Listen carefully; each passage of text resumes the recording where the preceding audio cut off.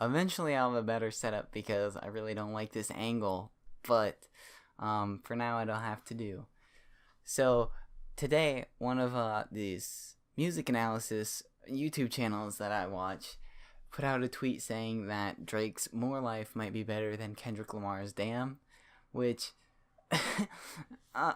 if you listen to the albums, you'll most likely like the Damn sonically more than More Life, and also lyrically and conceptually you'll probably like it more. But it was really interesting because I had never heard anyone say anything like that before. So I took it upon myself to go ahead and re-listen to More Life because of that.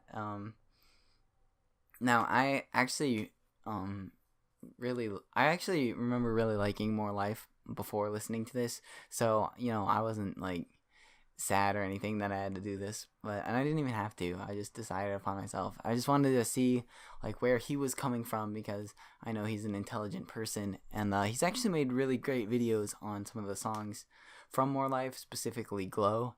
So I'll make sure to link that in the description, as well as his channel and Twitter. But yeah, so I was listening to it, and it's an hour and 20 minutes, so a nice 80-minute long album here, but I mean mixtape, because that's what it is. It's just a bunch of B-sides from Views, and Drake knew what he was doing. He knew that there were some good songs in there, like Passion Fruit and Free Love, Glow, obviously, and what's another one? Teenage Fever, I think it is.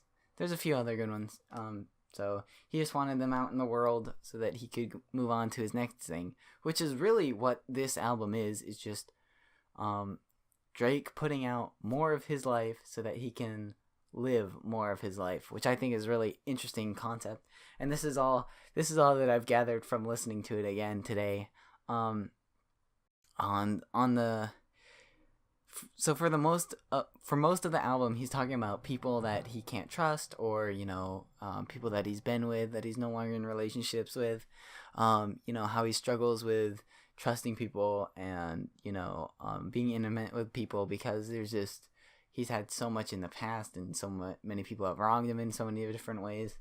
That he can't really have that connection as much as he wants to, and he says there's some really good lyrics on here that I really like. Like, I remember he said something about what was it? It was basically like people get praised, for keeping it 100 or keeping it real, but when he does it, he thinks maybe he's being too real because people just bash on him for, oh, Drake's whining again. He's just spilling out his emotions. He'll just say anything, but when other people do it, they're like, oh wow, yeah, he keeps it real. He's keeping it 100, man. And so he's like, he doesn't know like how to react because of the backlash that he gets from his feely music. When other people do it, they're expressing themselves and letting their feelings out there and exposing themselves to the world. But when he does it, he gets all sorts of criticism, which is definitely warranted. But I do like Drake's music, so it's all right. But eventually in the album, right near the end, is where the album actually gets interesting,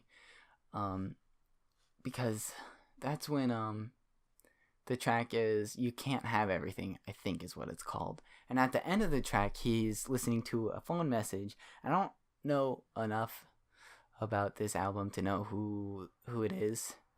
Like I said, I only just recently re-listened to it because of this track. These are just my thoughts. But because of that tweet, and these are just my thoughts. But yeah, at the end, he gets a message of a woman calling him and saying, I don't like these new things that you're saying. You're being really negative, and I get she says, I understand where you're coming from, and I understand these feelings and emotions that you're having, but it's coming from a really negative place, and when you view the world as such a negative place, it's going to affect you negatively. So you just have to focus on being positive for yourself to build yourself up. And then after that message plays, it goes right into Glow with Kanye West, which is one of the best songs on the album. I mean, on the mixtape.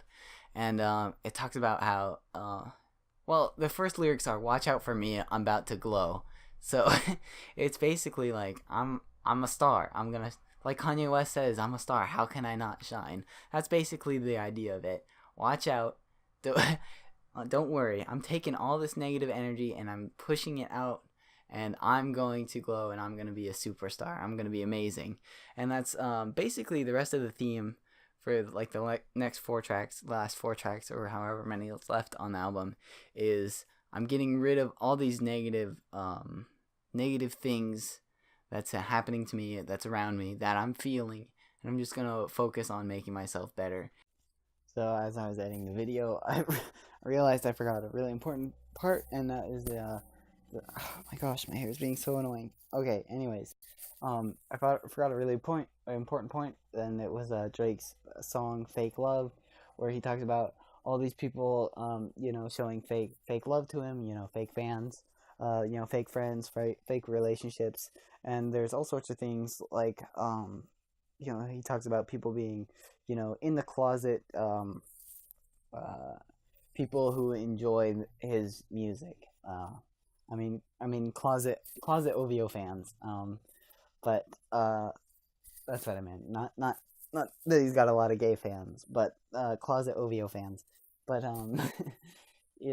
I kind of forgot that, and it's a really important point because it's kind of like an acceptance after Glow. He says, "I have all these fake people around me, all these fake fans and everything. Basically, screw them all. I'm going to do what I want to do." And then I really like at the end, I forget the name of the last track, but he talks about how he's going to live more of his life so that he can share more of his life in 2018 on his next album.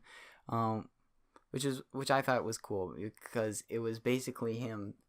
This mixtape was basically him putting everything behind him. Views, the critics, the fans, everything putting behind him, just focusing on what he wants to do, which is showing, I think I read an article that Drake's starting to work in film again. I don't know if he's like an actor, producer, or director or whatever, but he's working in the film industry again.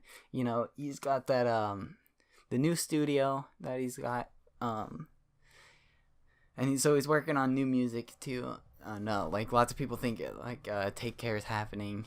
I mean, Take Care 2 is happening, but that's a different story for another day. But yeah, I really like how this album, even though it's a bunch of B-sides, it's basically Drake's way of saying, I'm not going to be negative anymore. I'm going to be positive, at least going into the future, do what I want, and then just be better for myself, just be a star for myself. Put it all behind me, and just move on.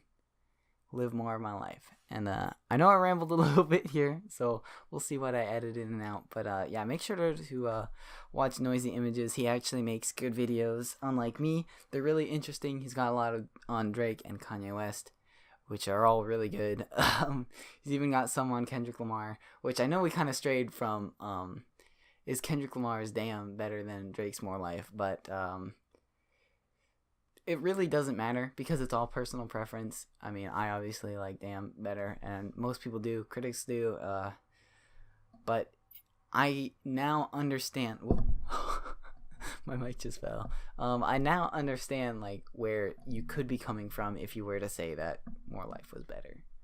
And I guess that's all. I have a new appreciation for music, and I am always happy whenever that happens, and I figured I wanted to talk about it. And so, thanks, Noisy Images.